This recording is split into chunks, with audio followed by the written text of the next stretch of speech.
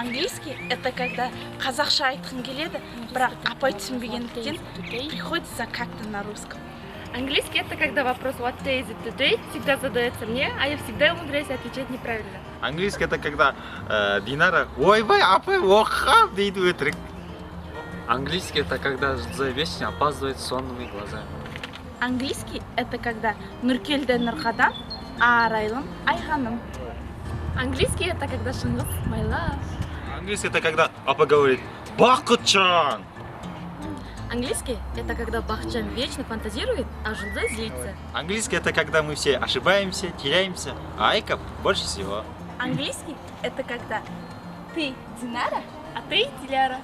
Английский это когда вы с нами.